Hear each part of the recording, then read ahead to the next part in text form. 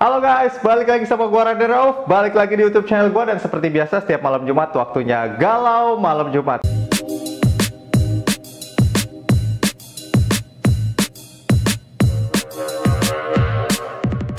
Gue akan memberikan tips-tips relationship buat kalian, dan gue akan menjawab pertanyaan-pertanyaan kalian masalah percintaan yang udah kalian masukin di question box di Instagram gue, yang udah kalian sampein di kolom komentar YouTube channel gue, yang udah kalian sampein di mention Twitter gue, atau yang udah kalian email ke gue. Dan kali ini ada yang spesial karena gue akan membahas sebuah pertanyaan yang bikin rame Instagram dan Twitter gue. Pertanyaan itu adalah, suka dan deket sama suami orang, Om, gimana dong mencintai suami orang? Pertanyaan ini kenapa gue bahas juga? Karena setelah gue buka pertanyaan ini, gue mencoba menjawab di Instastory Instagram gue, akhirnya banyak yang speak up, banyak yang ngerasa mereka terjebak mencintai suami orang, mereka terjebak mencintai unavailable man. Dan juga yang speak up bukan cuma mereka yang mencintai suami orang, tapi istri-istri dari suami yang suaminya itu dicintai oleh wanita lain, mereka speak up juga. Dan yang gue kaget, anak dari orang tua yang suaminya, bapaknya dicintai sama wanita lain juga speak up. Dan mereka menyampaikan itu lewat DM Instagram gue, rame banget. Beberapa ada yang bisa gue share dan gue baca dan gue share, tapi mungkin sebagian yang lain nggak gue baca karena ternyata kasusnya banyak banget. Gue kaget, gue pikir kasus ini cuman 1-2 atau jarang gitu lah, ternyata kasusnya banyak. Dan setelah gue share ke Twitter pun, gue bikin thread, ternyata banyak juga yang mengalami hal yang sama. Itu juga kenapa alasan gue bawa ke sini ke YouTube, biar kita bisa mengerti bagaimana sebenarnya kondisinya, dan kita bisa belajar dan menelaah apa sebenarnya yang terjadi dan apa yang sebenarnya mereka rasakan. Gua di sini nggak akan ngejudge, tapi gua lebih bersifat menyampaikan cerita-cerita dari mereka yang mengalami langsung. Mungkin akan sedikit berkomentar, dan lu bisa ngerti sendiri dari membaca atau mendengarkan cerita mereka. Langsung aja gue akan bahas. Jadi awalnya ada yang nanya gini, suka dan deket sama suami orang, Om, gimana dong? Gue menjawab seperti biasa, lu mau berharap apa? Berharap dia bakal ninggalin keluarganya demi lu? Cowok selalu bilang, aku akan ninggalin dia demi kamu. Coba kita nalar, kalau dia lagi deketin lu, ya masa dia bilang kita cuman have fun doang kok, nggak bakalan lama, nanti juga aku bakal balik ke keluarga aku? Kan nggak mungkin dia ngomong kayak gitu. Ya pasti dia sebisa mungkin, biar bisa deket-deket sama lu terus, pasti dia bilang, aku nanti bakal ninggalin mereka, ninggalin keluarga aku demi kamu, ninggalin dia demi kamu. Itu yang pertama. Terus yang kedua, karena sebenarnya orang yang sudah menjalin sebuah relationship lama, entah itu pacaran yang lama, apalagi sudah menikah, apalagi sudah punya anak, tidak semudah itu meninggalkan keluarga, tidak semudah itu meninggalkan relationship yang sudah lama dibangun sama dia. Dia deketin elu, kemungkinannya dia cuman bosen dengan relationship yang udah lama dia jalani, karena dia ngerasa bosen, jenuh gitu-gitu aja. Dia butuh sesuatu yang baru, akhirnya dia mencari orang baru. Wow, dia ketemu lu, sama-sama nyaman, sama-sama menikmati, dia enjoy, lu enjoy, sama-sama jalan. Itulah kenapa lu selalu bilang, pasti lu ngelak, tapi Om, gue ngerasa dia sayang banget sama gue. Iya, dia sayang sama lu, dia nyaman sama lu, bukan berarti dia nggak cinta.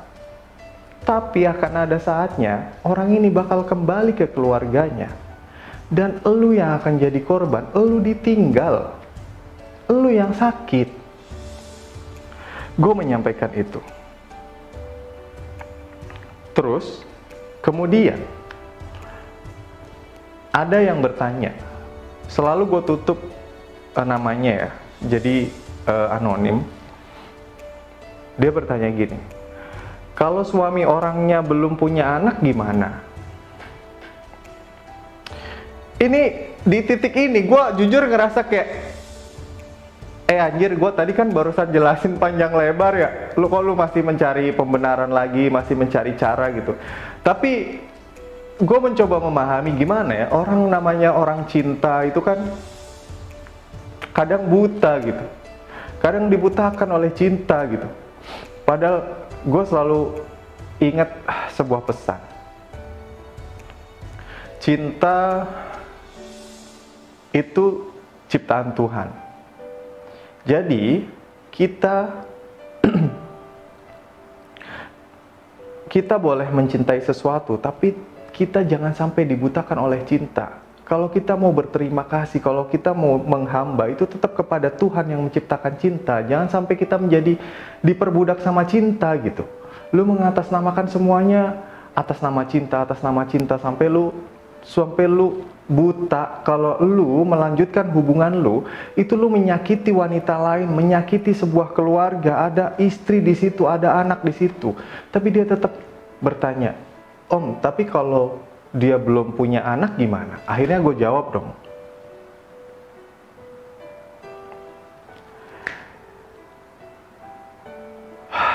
seriously, gue jawab, masih bertanya begini, apa itu yang namanya cinta? Mau ngerusak rumah tangga orang, nyakitin hati wanita lain.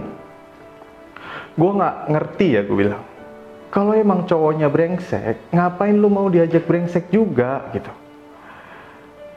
Terus gue tanya, lagian apa jaminannya kalau dia nikah sama lu, ntar gak bosen dan dia nyari yang lain lagi?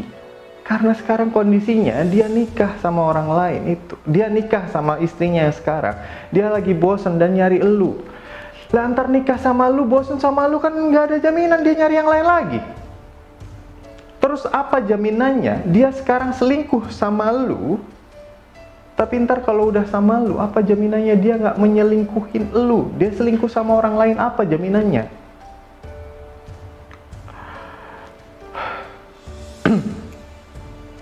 Akhirnya kondisinya mulai panas, terus banyak netizen yang lain, cewek-cewek lain yang ikut berkomentar. Ini cewek ya, harusnya dia mikir gimana kalau dia jadi posisi cewek itu, apa mau diselingkuhin, sakit gak? Terus emang gak mikir, gak menutup kemungkinan kalau cowok itu bakal ngelakuin hal yang sama ke dia. Karma itu ada. Gue juga heran om sama orang kayak gitu. Ada lagi yang berkomentar, sumpah ya om, jahat banget yang pengen ngerebut suami orang. Itu ikatan suci loh, udah pernikahan, bukan lagi sebatas pacar-pacaran yang bisa putus gitu aja. Ya Allah, semoga dijauhkan dari wanita yang seperti itu, amin. Udah kan? Gue pikir udah selesai itu, netral. Tapi ternyata ada pertanyaan yang lain. Lo tau pertanyaannya apa? Kalau istrinya setuju dimadu, gak apa-apa kan om? Kalau istrinya setuju dimadu, gak apa-apa kan om? Dia mencintai suami orang, terus kalau istrinya setuju dimadu gimana? Gue gak bisa jawab, jadi gue serahkan kepada kalian para wanita. Gue bikin polling, kalau istrinya setuju dimadu, nggak apa-apa kan om? Gue bikin polling, yang pertama nggak apa-apa, yang kedua gila lu. Terus jawabannya adalah, yang menjawab nggak apa-apa ada 9%, yang jawab gila lu 91%.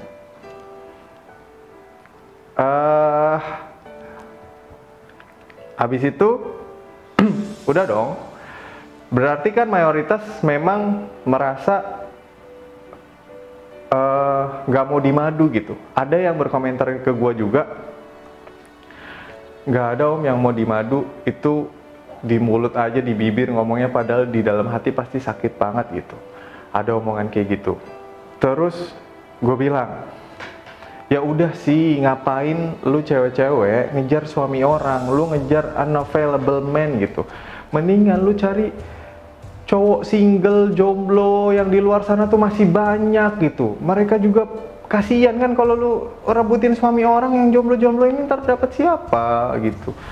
Tadinya gue pikir udah selesai tuh. Pas abis bikin polling, dengan pertanyaan kalau istrinya setuju di madu gak apa-apa kan om, gue bikin polling gak apa-apa, hasilnya 9%, gila lu hasilnya 91%. Terus habis itu gue ngomong, hey masih banyak lelaki single di luar sana, kenapa kalian milih suami orang, hey kalian ini kan kasihan yang jomblo-jomblo, gue bilang gitu kan.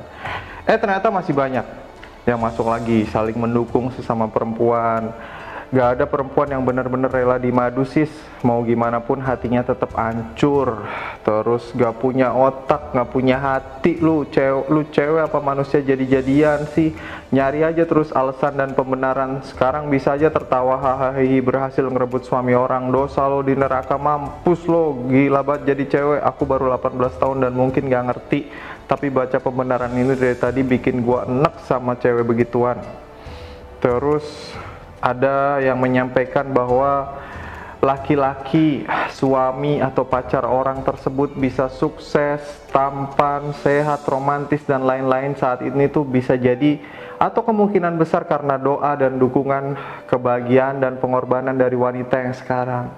Lelaki sukses itu karena di belakangnya disupport wanita yang banyak berkorban untuk dia. Itu pesan yang mau disampaikan.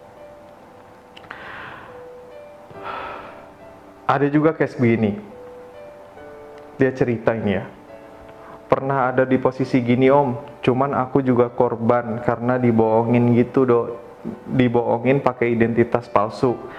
Karena jiwa kekepoanku jadi stalking sampai akar-akarnya dan ternyata udah punya istri. Jujur awalnya susah buat kayak lepasin gitu aja, tapi semakin kesini tuh cowok malah semakin seenaknya blak-blakan dia tentang istrinya, dan ya lama-lama bener nggak tega, apalagi istrinya lagi hamil.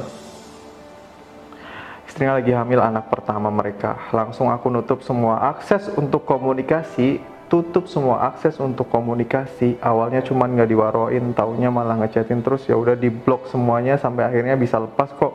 Semua hanya butuh waktu. Kali itu cuma sedihnya ditipu mentah-mentah. Sekarang udah bisa benar-benar gak ada rasa, lalu udah bisa maafin juga. Aku buka lagi semua blokirannya dan doi follow lagi, ya udah cuma sekedar follow-followan di sosmed. Ya lebih tenang, nggak dihantui rasa bersalah. Apalagi sekarang istrinya baru lahiran, aku masih doain supaya tuh orang berubah dan akhirnya aku sekarang dapat yang jauh lebih baik. By the way, tuh om-om gak hanya ke aku, banyak yang digenitin. Ada juga yang akhirnya cerita dia mulai tersadar dan ingin lepas dari suami orang. Ya gimana ya om? Aku tahu aku goblok. Aku juga udah punya suami, tapi aku sayang. Aduh mau nangis kan ini. Tapi ya aku sadar sih om, percuma ini diterusin, gak akan ada faedah dan manfaatnya. Doain aku ya om, supaya pelan-pelan lepas dari dia. Aku mau dia bahagia sama keluarga kecil dia, begitu juga aku. Dan selanjutnya ada istri yang menjadi korban suaminya selingkuh dengan teman kantornya, tapi dia bisa memaafkan meskipun berat. Gua mendoakan semoga keluarga mereka senantiasa diberikan kebahagiaan. Dia cerita, jujur ya bang, gua sedih banget. Pengalaman gua banget ketika suami selingkuh dengan teman kantornya. Dan itu cewek nangis-nangis gak mau putus dari suami gua. Kejadian udah 1 tahun lalu, masih sakit masih ada, dan waktu itu mereka masih satu kantor. Cuman mau bilang karma itu ada, dan kita sesama wanita harusnya paham gimana rasanya diduakan. Sedih kan gue, mewek jadinya.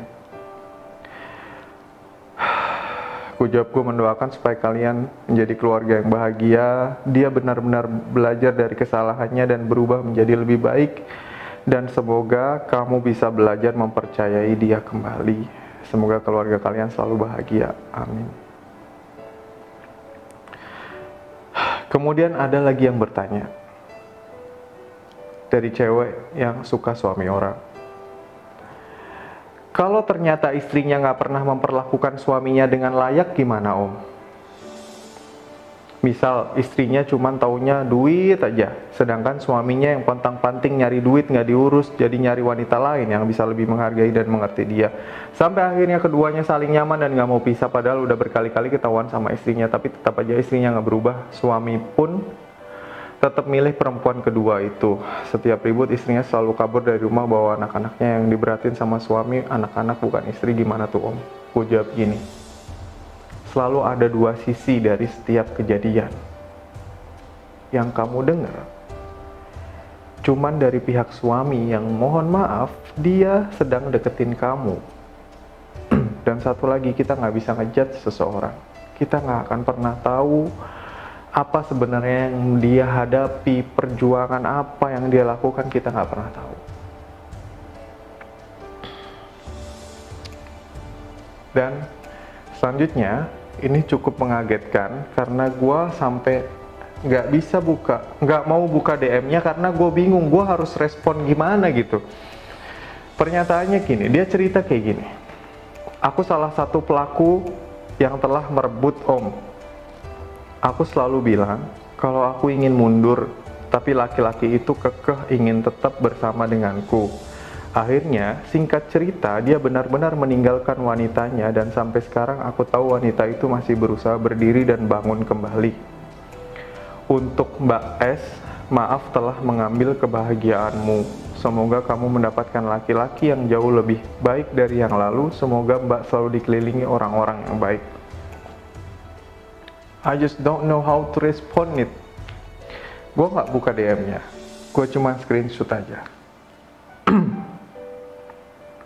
Yang selanjutnya, ini cerita dari anak-anak korban. Sekedar cerita dikit Om, usia gue jalan 17 tahun, dan beberapa tahun silam, bokap nyokap gue crash gara-gara orang ketiga. Crash yang pertama waktu gue masih SD kelas 6, tapi belum sampai mau cerai. Terus crash yang kedua waktu gue SMP mau masuk SMK, ya udah lumayan ngotak tentang hal gitu ya Om. Dan crash yang kali ini parah banget sampai bokap gue dipelet sama nih orang ketiga. Terus gue, nyokap gue dan adik gue diteror pakai hal gaib. Bener-bener parah banget deh tuh cewek ngebet dapetin bokap gue. Gue sadar waktu cewek ini deketin, posisi keluarga ekonominya masih di atas Om. Pas nih cewek dateng, dia bikin kere bokap gue. Dan ada titiknya nih, cewek minta dinikahin. Cewek itu izin ke nyokap gue buat jadi istri kedua bokap gue, dan izinnya dengan cara ngerendahin nyokap gue. Emang gak ada etika tuh cewek. Selama bokap deket sama tuh cewek,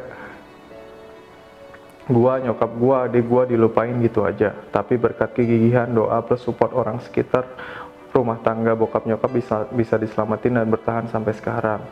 By the way, umur pernikahan bokap nyokap udah jalan 20 tahun Om. Kesimpulannya bagi para cowok yang mau ngemadu istrinya, kalau kalian punya anak, coba lihat lagi anak kalian. Kadang psikisnya bisa kena. Dan buat cewek yang mau jadi madu, please bayangin ada di posisi istri sahnya gimana. Mungkin sekarang seneng, tapi kita nggak tahu ke depannya. Dear cewek ketiga di rumah tangga orang, cantik boleh, bego jangan, ngotak dikit. Makasih Om, gue cuman mau share ini aja. Apa yang gue alamin buat orang ketiga, lekas sadar laki orang nggak enak. Ada lagi yang cerita, saya dan anak korban ditinggalkan Om. Saya dan anak korban ditinggalkan Om. Dia kembali ke mantannya. Mereka sudah nikah siri dari sebelum kita cerai. Setelah kita resmi pisah, mereka nikah resmi. Ternyata mereka cuma bertahan seumur jagung. Dan sekarang menginjak hampir 7 tahun saya sendiri dan saya jadi trauma nikah Om. Ada lagi yang cerita dari seorang istri.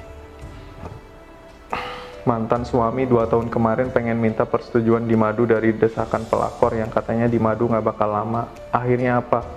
Aku dan anakku yang memilih mundur. Aku nggak rela dan nggak siap di madu karena akan selalu hidup dalam kebohongan.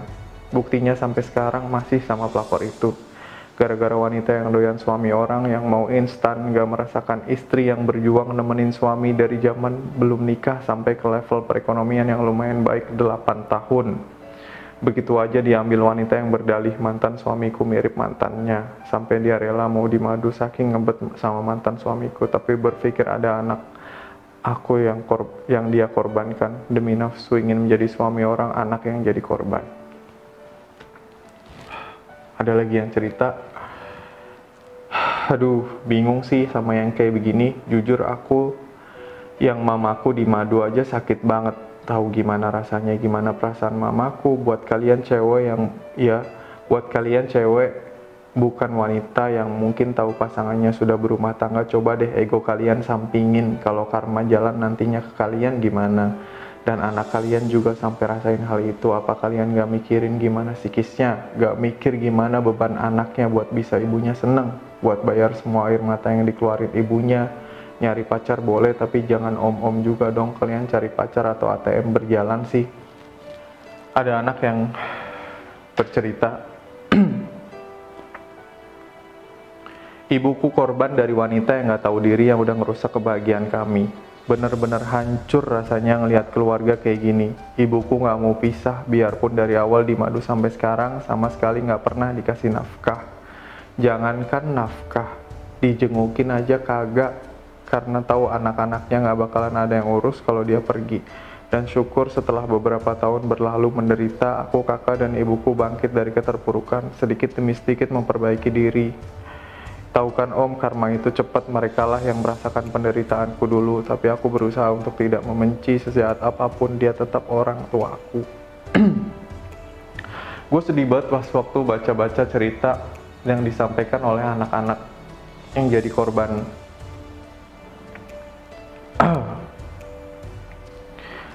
Ada lagi nih, balik lagi.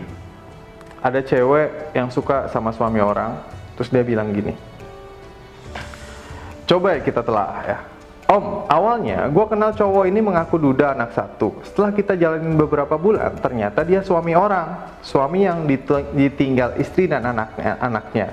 Bedanya istrinya udah punya kekasih baru, sampai akhirnya rasa cinta dan sayangnya suami hilang. Kini si suami deket sama gue om, apakah gue bisa disebut pelakor juga? Saat ini mereka sedang proses perceraian, tolong jawab om. Kalau gue mencoba berpikir logis ya, dia bilang dia duda, tapi ternyata dia suami orang. Dari awal aja dia udah bohong, memulai sesuatu dengan sebuah kebohongan. Dan gue selalu berprinsip, sesuatu yang dimulai dengan kebohongan akan membutuhkan kebohongan berikutnya untuk menguatkan kebohongan pertama. Sampai akhirnya dia bilang istrinya selingkuh, dia proses cerai. Who knows? Lu cuman tahu dari satu sisi, lu nggak tahu dari sisi yang sebenarnya kayak gimana. Sebenarnya kayak gini kan bisa ditelaah, dianalisa dengan baik ya gitu. Tapi ya balik lagi, kalau udah kemakan cinta ya gimana, kadang buta gitu.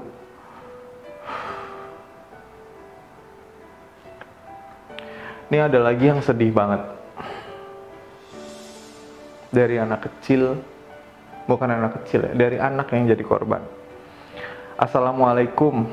Mau keluarkan unek-unek juga om. Jujur, jadi anak broken home itu gak enak. Semua serba sendiri, dari kecil udah mandiri. Semua diselesaikan sendiri. Kadang suka nangis sendiri saat ada problem dari luar, ditambah problem dari dalam. Keluarga itu tadinya tempat pulang yang nyaman. Sekarang jadi tempat gaduh. Panas seperti neraka. Kadang kalau sudah ada masalah berat banget, bingung mau cerita ke siapa. Cuman bisa nangis di jalan, ke pantai malam-malam atau nggak di kamar. Sakit banget. Dan saat aku pacaran, terus mau tunangan juga sama doi, tapi direbut wanita penggoda om. Cowokku wanita penggoda itu berpenampilan layaknya orang baik-baik lah. Tutur katanya baik, selalu posting dengan kata-kata baik. Tapi kenapa dia tega sesama perempuan kok nyakitin, padahal dia tahu kalau aku dan doi akan tunangan. Buat pelakor yang merusak kebahagiaan dan keluargaku, persetan denganmu, jangan sampai aku dapat lagi dicerita ke depannya om. Cukup sudah di tahun kemarin. Wassalamualaikum warahmatullahi wabarakatuh. Dia jadi korban, terus dia mau tunangannya direbut sama cewek lain. Terus ada pengakuan dari wanita yang menjalani hubungan dengan suami orang. Tapi om, aku butuh dia bantu kehidupan aku. Aku di sini sendirian soalnya. Tapi aku sama dia, sama om itu, sayangnya cuman pura-pura kok. Gue tanya dong, butuh dia itu butuh apanya? Butuh suntikan dana om. Setelah itu, ada yang merespon. Cewek juga. Gue nggak punya apa-apa om, nggak kaya raya, nggak secakep Raisa, nggak sepinter Maudy Ayunda, tapi sekarang gue bersyukur kalau gue masih punya harga diri. Nggak apa-apa dikatain miskin daripada gaya sok kaya tapi suntikan dana dari suami orang. Respect, respect, respect. Dan ini cerita yang terakhir dari seorang anak. Dan ini langsung aja gue bacain. Oh maaf, kalau masuk Instastory tolong di blur nama aku. Aku anak broken home. Papaku pergi ninggalin aku pas usia 3 tahun. Dan mamaku lagi hamil adikku usia kandungan baru 2 bulan. Papaku pergi demi wanita selingkuhannya. 17 Maret ini usiaku menginjak 17 tahun. Selama 13 tahun dan selama adikku lahir ke dunia ini, papaku gak pernah kasih nafkah atau bantuan keuangan untuk aku dan adik aku. Mamaku melahirkan adikku tidak punya biaya untuk persalinan. Akhirnya ada sepasang suami istri mau membantu mama untuk melahirkan adikku, dan setelah lahir adikku dibawa dan diangkat jadi anak pasangan suami istri yang membantu mama persalinan. Usia 8 tahun aku ditaruh di panti asuhan dan aku keluar dari panti asuhan tahun 2015. Selama di panti asuhan, aku dikasih pendidikan yang layak seperti anak-anak dari keluarga umumnya. Dan aku punya banyak saudara dan keluarga dari orang tua yang berbeda. Setelah aku keluar, aku putus sekolah, aku kerja part-time, dan sekarang aku dapat kerjaan menjadi ART di Jakarta Selatan. Papa gak pernah nemuin aku atau nemuin adikku. Terakhir kali aku dengar kabar papa dari mama waktu itu tahun 2010. Papa punya anak laki-laki, dia masuk TV, TVRI diwawancara karena aku gak ingat wajah papa. Aku berusaha cari di semua situs internet gak ketemu. Aku berharap papa ingat kalau dia juga punya anak selain dengan selingkuhannya. Setiap kali melihat anak lain bisa sekolah hangout bareng temen, aku sedih, aku mau nangis. Kenapa aku gak bisa seperti mereka?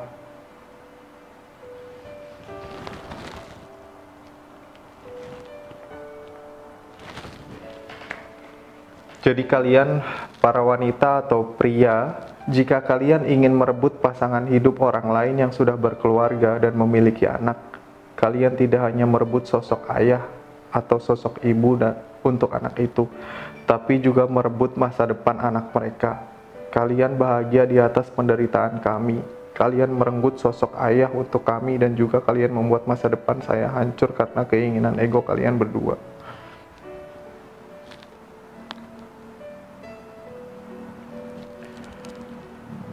Itu adalah cerita-cerita tentang kasus mencintai suami orang. Sebenarnya gue udah menyampaikan berkali-kali, stop falling for unavailable men. Dan ternyata sekarang setelah mendengar cerita itu tadi, yang bakal dirugikan bukan cuma elu. Kalau dia kembali ke keluarganya, elu yang sakit. Kalau lu berhasil ngedapetin dia, ada seorang istri dan ada anak-anak yang menjadi korban, dan mereka trauma seumur hidup. Setelah mendengar semua cerita tadi, gue selalu bilang, stop falling for unavailable men. Kalau selama ini gue selalu bilang, lu kalau suka sama suami orang, lu yang jadi korban karena lu bakal ditinggalin dia. Tapi ternyata kasus yang udah banyak terjadi adalah lu berhasil sama suami orang, tapi ternyata ada istri dan anak-anak mereka yang menjadi korban trauma seumur hidup. I don't know, tapi gue ngeliat ini kayak it doesn't seem right gitu. Lu kayak berbahagia tapi di atas penderitaan orang lain gitu. Lu bahagia tapi apa benar-benar lu bisa ngerasa bahagia tanpa ada sedikit rasa bersalah di hati nurani lu? Gue nggak yakin sih. Gue nggak mau ngejudge, tapi kita semua pasti bisa mengambil kesimpulan sendiri dari cerita-cerita tadi yang udah gue bacain. Kali ini Galau Malam Jumat agak spesial, lain dari yang lain.